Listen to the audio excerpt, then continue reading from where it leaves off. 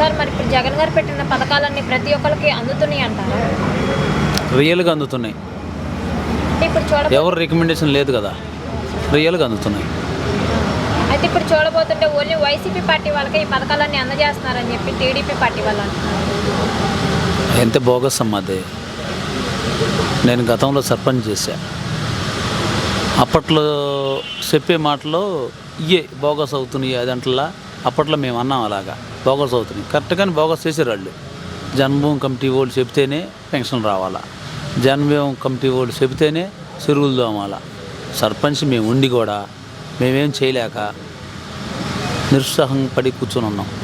వాళ్ళు జన్మభూమి కమిటీ వాళ్ళు తోముకున్నారు విడిగా. ఇవాళ ఆ పరిస్థితి లేదు. జగన్మోహన్ రెడ్డి గారి చెరువులు దోమతానికి కానీ మట్టి తోముకి వెళ్తాం కానీ అలాంటిది లేదమ్మా. సార్ మరి ఇప్పుడు చూడబోతుంటే ఒక సైకో రౌడీ మనల్ని పాలిస్తున్నందుకు మనం సిగ్గుపడాలని చెప్పి పవన్ కళ్యాణ్ గారు ఆయన అంటాడమ్మా. ఎందుకంటే పవన్ కళ్యాణ్ గారు గతంలో ఒక ఎమ్మెల్యే చేశాడు, 2 సార్లు ఎంపీ చేశాడు, ఇంకోసారి ముఖ్యమంత్రి కూడా చేయబోతున్నాడు అనుకుంటా. పాపం చేశాడో మరి నాకైతే తెలియదు. ఆయన సినిమాల్లోకి ఎప్పుడు వెళ్ళలేదు కదా, ఆయన సినిమాలు బొమ్మలు తీయలేదు కదా, అందుకని. అయితే ఇప్పుడు చూడబోతుంటే షర్మిల గారు కాంగ్రెస్ పార్టీలో జాయిన్ అయ్యారు కదా సార్, మరి ఆంధ్రాలో పోటీ చేయబోతున్నారు. మరి జగన్ గారికి ఏమైనా ఎఫెక్ట్ ఉంటుందంటారా? షర్మిల గారి వలన కాంగ్రెస్ పార్టీ మన రాష్ట్రంలో ఉందమ్మా. ఇంకా కాంగ్రెస్ పార్టీలో నేనైతే లేదనుకుంటున్నాను. నేను గతంలో కాంగ్రెస్ పార్టీ, మా నాన్నవాళ్ళు మా అన్నవాళ్ళు అందరం కాంగ్రెస్ పార్టీయే. కాంగ్రెస్ పార్టీ నచ్చక కాంగ్రెస్ పార్టీ జగన్ గారిని జైల్లో పెట్టి మన రాష్ట్రాన్ని విడదీసేసి తీసుకెళ్ళి ఉత్తర రాష్ట్రం చేసి వెళ్ళింది కదా కాంగ్రెస్, సోనియా గాంధీ. ఇప్పుడు ఆమెకు ఓట్లు వేస్తారా అని మీరు కూడా అనుకుంటున్నారా? ఓట్లు వేస్తారని ఇప్పుడు వచ్చి మాకు ఓట్లు వేయండి అని అడిగితే ఎవరన్నా వేస్తారా?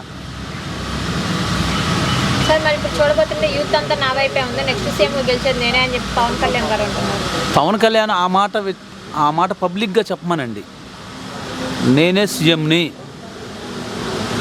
సీఎంని అన్నమాట గుండె మీద చెయ్యేసి చెప్పమనండి. ఈత్ కుర్రలతో పాటు నేనే సపోర్ట్ చేపిస్తా ఆయనకి.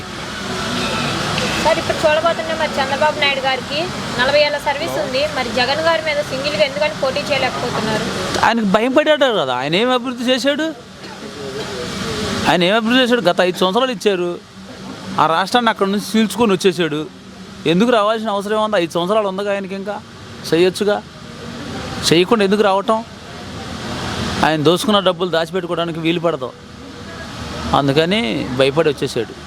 ఓటుకుని ఏటుకోసలో దొరికిపోతాడు కదా, అందుకని వచ్చేసాడు తల్లి. నేను జైలు నుంచి బయటకు రావడం వల్ల జగన్ గారు భయపడిపోతున్నారని చెప్పి అంటున్నారు. అమ్మో, ఏది చంద్రబాబు నాయుడు గారు రావటం వలన? మరి చంద్రబాబు నాయుడు గారు అంటే ఏందనుకుంటున్నావు అమ్మా? ఆయన ఇంకొక నెల ఉండాడితే తెలిసేది, ఇంకొక నెల జైల్లో ఉంటే తెలిసేదమ్మా.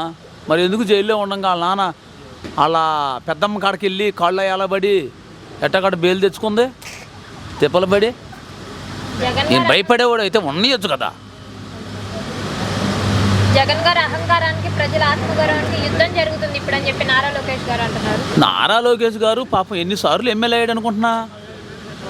నారా లోకేష్ గారు ఆయన అసెంబ్లీలో పాపం ఎన్ని తీర్మానాలు చేశాడో, ఎంతమందికి మాట్లాడాడు. పాదయాత్ర సగం చేసి నాన్న జైల్లో ఉంటే పాదయాత్ర మధ్యలో ఆపుకొని వెళ్ళిపోయాడు. ఆయన కూడా మాట్లాడుతూ ఉంటాడు. ఎందుకంటే ఎమ్మెల్యే స్థానం పాపం 5-6 సార్లు గెలిచాడు మంగళగిరిలో. ఇప్పుడు పోటీ చేయమని తెలిసిద్ది ఆడ. నెక్స్ట్ పులివెందులలో టీడీపీ జెండా ఎగరేసి చూపిస్తామని చెప్పి అంటున్నారు. ఎవరు?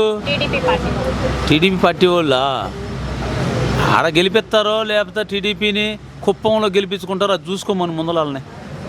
170 సీట్లలో 15 సీట్లు కూడా నీకు రావు జగన్ అని చెప్పి పవన్ కళ్యాణ్ గారు అంటున్నారు. జగన్ గారికా సీఎం పెట్టడం జగన్మోహన్ రెడ్డి గారు ఆ సీటు మీద ఎలా కూర్చోవాలో ఏందో ఆ ప్రజలు ఎదురు చూస్తున్నారు. ఎవరిని కూర్చోబెట్టాలి ఏందనేది ఆ సంగతి జగన్మోహన్ రెడ్డి గారికి తెలుసు. అందుకే ముందుకు సాగిస్తూ ఉన్నారు ఈ పార్టీని. మేమందరం కూడా జగన్మోహన్ రెడ్డి అమ్మటే ఉండటానికి సిద్ధంగా ఉన్నాం. ఎంత దూరమైనా పోరాడతాం. ఎలాగ ఓట్లు వేయించుకోవాలో ఆయన పథకాలు ఇచ్చిన దాంతో మేము వెళ్ళి ఓట్లు అడుగుతామని చెబుతుంది. అందుకే ధైర్యంగా మేము చేసాం కాబట్టి. 170 సీట్లలో ఎన్ని సీట్లు వస్తాయి అనుకుంటున్నారు సార్ జగన్ గారు? మాకు 171 కదా, మొన్న 151 వచ్చినాయి కదా. దాని మీద ఇంకో 4 అదనమే వస్తాయి అమ్మ.